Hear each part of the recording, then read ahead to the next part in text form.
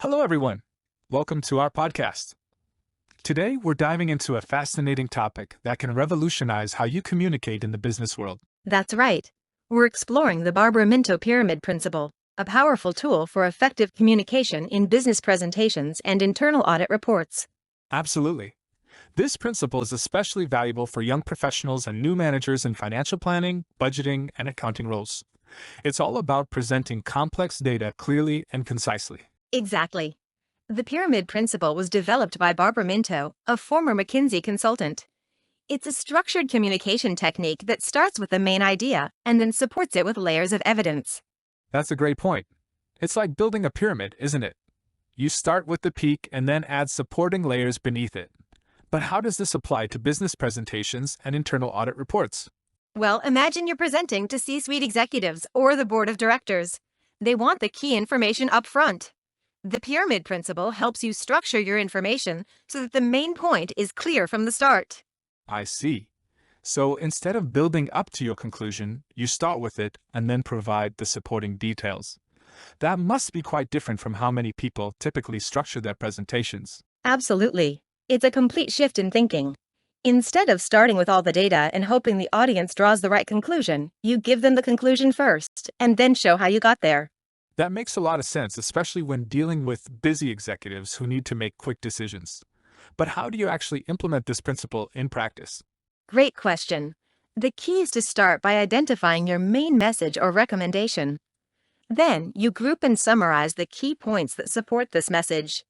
Each of these points can then be supported by more detailed data or analysis.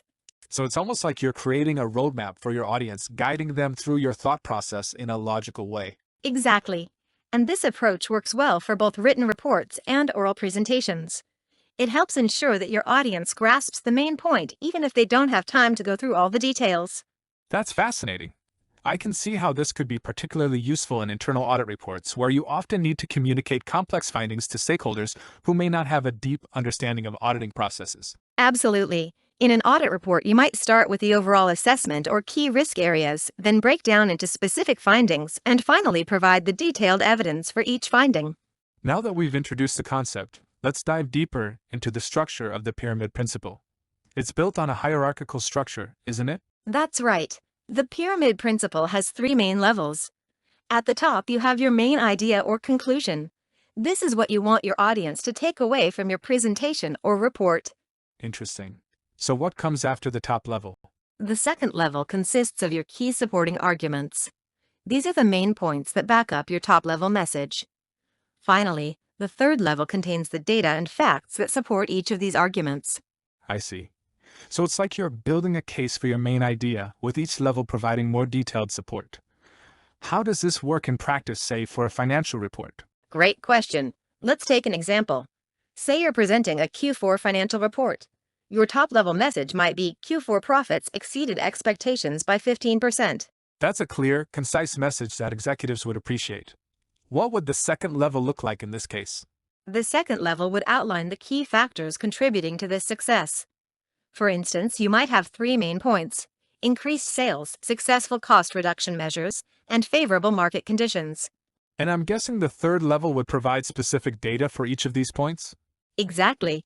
You'd provide detailed sales figures, specific cost-saving initiatives and their impact, and data on market trends that benefited your company. This structure seems particularly effective for presenting financial data or audit findings. It allows you to present the most important information up front, doesn't it? Absolutely. It's especially useful when presenting to C-suite executives or board members who need to quickly grasp the key points without getting bogged down in details. I can see how this would make presentations and reports much more impactful, but it must require a shift in how people typically think about structuring their communication. You're right. It does require a different approach. Instead of building up to your conclusion, you start with it. This ensures that even if your audience only has time to hear the beginning of your presentation, they still get the most crucial information. Now that we've covered the basics of the pyramid principle, let's dive into how we can apply it specifically to business presentations.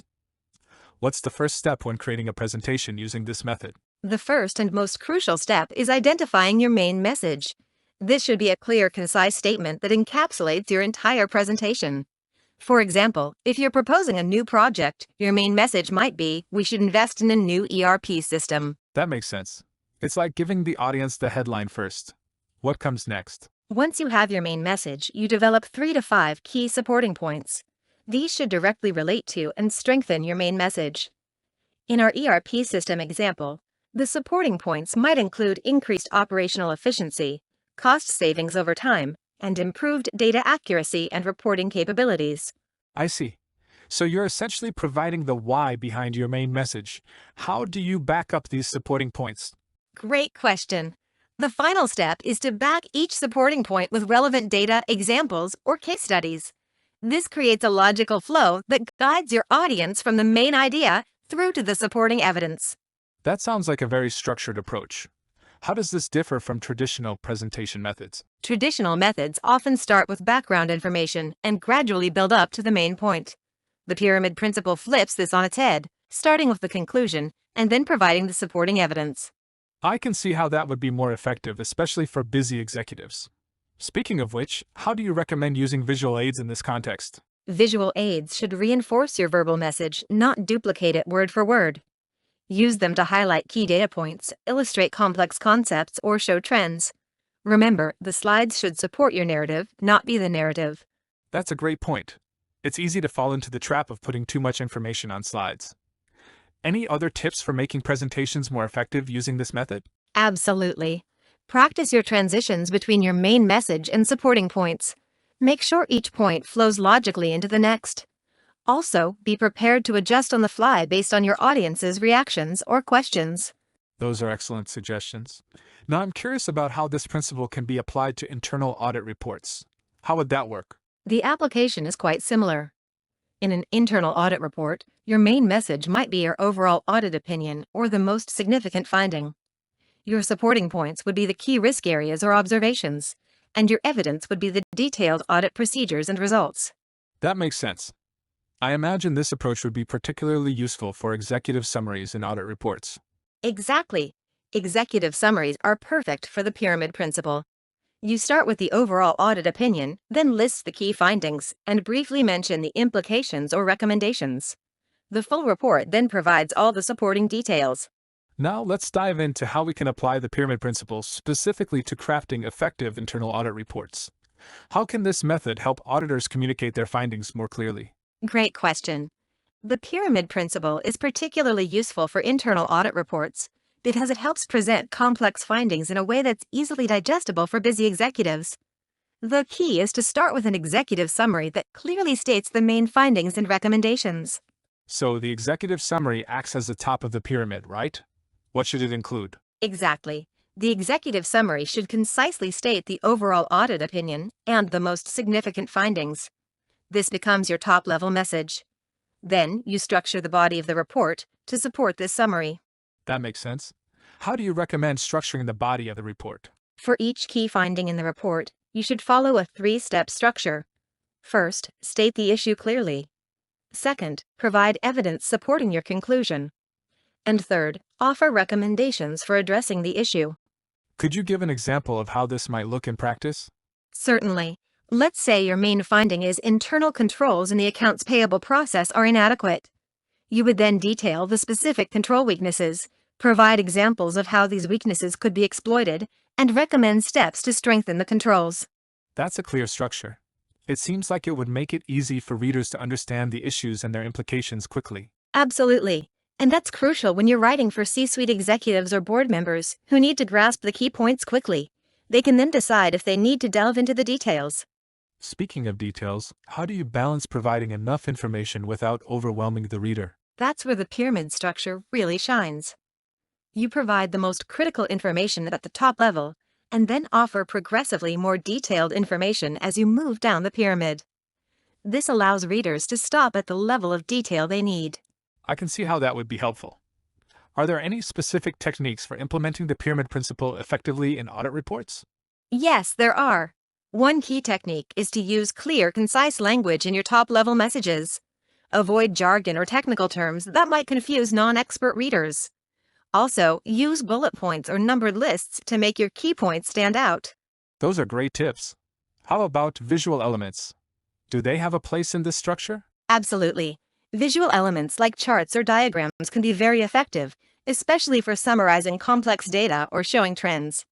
Just make sure they support your main points rather than introducing new information. Those are excellent points about implementing the pyramid principle. Let's dive deeper into some key techniques. One that stands out to me is the Mies principle. Can you explain what that is and how it relates to the pyramid principle? Certainly. Mies stands for mutually exclusive, collectively exhaustive. It's a crucial concept when structuring your supporting points in the pyramid principle. Essentially, it means your points should not overlap, mutually exclusive, and should fully cover the topic, collectively exhaustive. That sounds like a powerful way to organize information. How would you apply this in practice, say, for a business presentation? Great question. Let's take an example of presenting a new product launch strategy. Your main message might be we should launch product X in Q3. Your supporting points following the Mies principle could be market readiness, product development timeline, and financial projections. These points don't overlap and together cover all major aspects of the launch decision. I see how that creates a clear structure. Are there any other techniques that can help in implementing the pyramid principle effectively? Absolutely. Another crucial technique is the so what test. For each point you make, ask yourself, so what? This helps ensure that every piece of information you include is relevant and impactful to your overall message. That's a simple yet powerful tool. It must help in cutting out unnecessary information. What about making the presentation more engaging? That's where storytelling comes in. While the pyramid principle provides structure, incorporating narratives can make your points more memorable and engaging. For instance, you could use a case study or a real-world example to illustrate each of your supporting points. Storytelling does seem like a great way to bring dry data to life. Speaking of data, how do you recommend presenting complex data sets within this framework? Data visualization is key here. Present complex data in clear, visually appealing charts or graphs. This not only makes the information more digestible, but also helps to reinforce your main points visually. Those are all great techniques. Is there anything else you'd recommend for making the writing itself more impactful? Yes, one more important technique is using active voice. It makes your writing more direct and impactful. For example, instead of saying, the financial statements were reviewed by the audit team, say the audit team reviewed the financial statements. This makes your writing more concise and assertive. That's a subtle but effective change.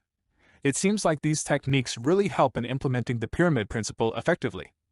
Are there any common pitfalls people should be aware of when using this method? That's a great question to ask. While the pyramid principle is powerful, there are indeed some pitfalls to watch out for. But before we dive into those, it's worth noting that mastering these techniques takes practice.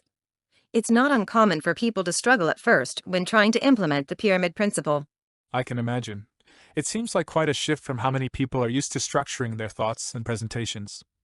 What would you say is the most common mistake people make? One of the biggest pitfalls is trying to include too much information.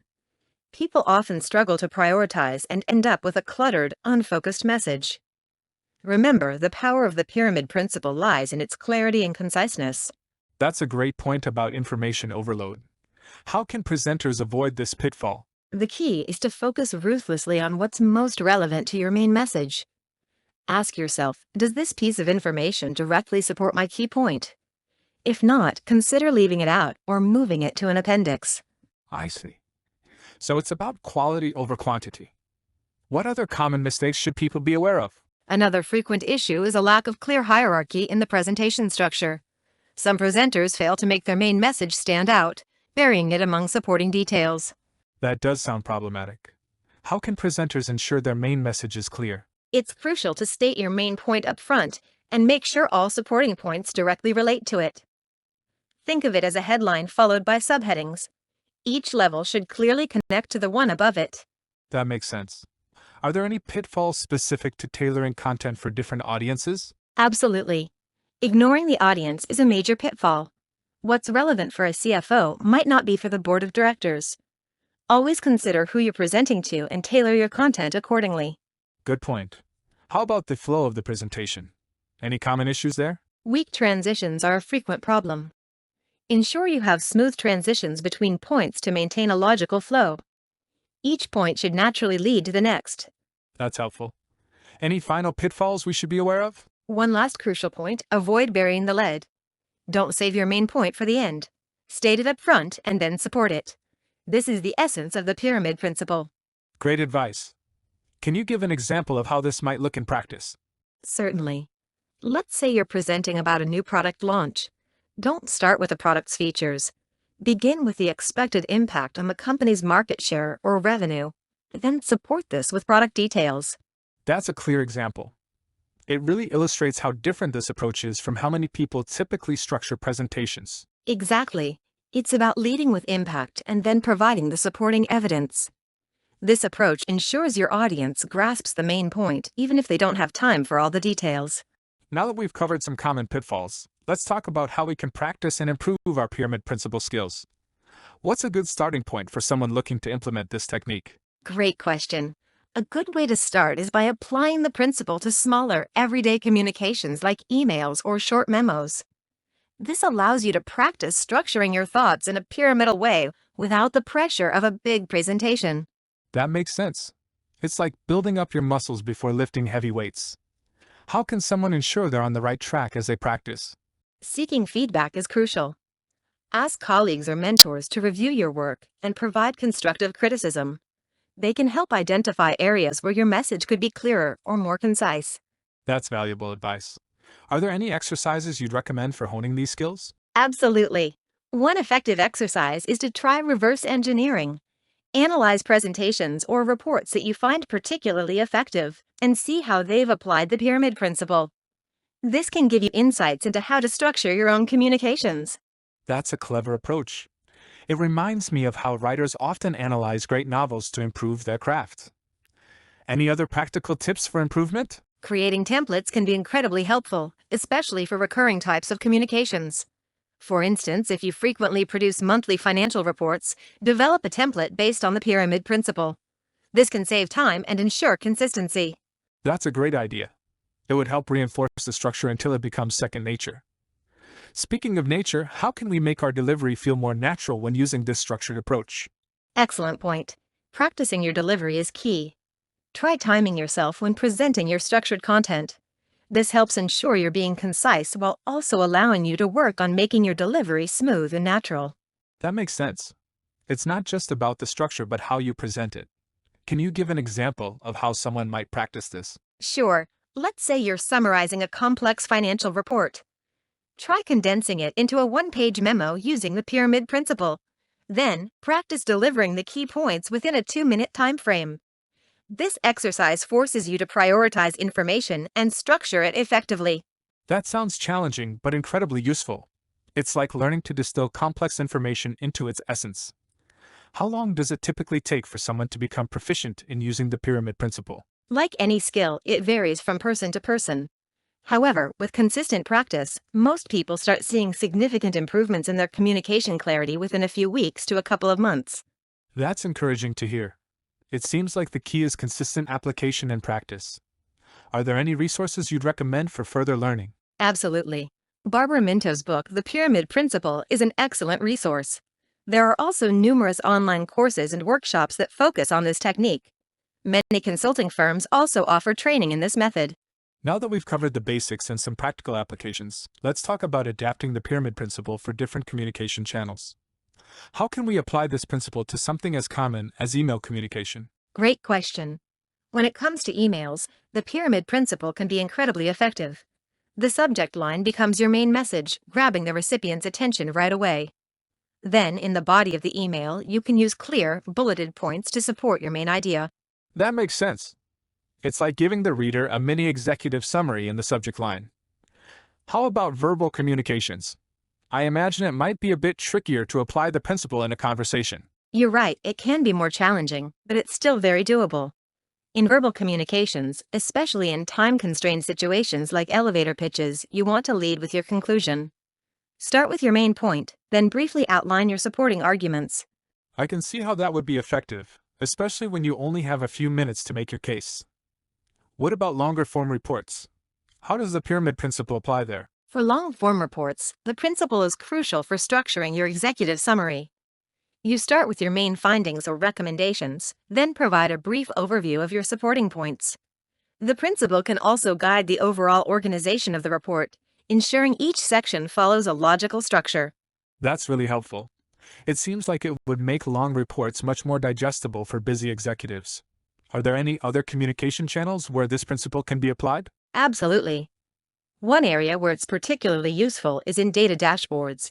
You can organize your dashboard with the main KPI or metric prominently displayed, supported by more detailed metrics that provide context or explanation. That's interesting. Can you give an example of how that might look in practice? Sure, let's say you're creating a financial dashboard. You might have the company's overall profitability as the main display. That's your top-level message. Then, supporting that, you'd have breakdowns of revenue streams, cost centers, and other relevant financial metrics. I see.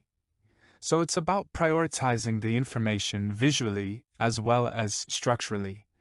Are there any challenges in adapting the principle to these different channels? The main challenge is often in identifying the true top-level message for each context.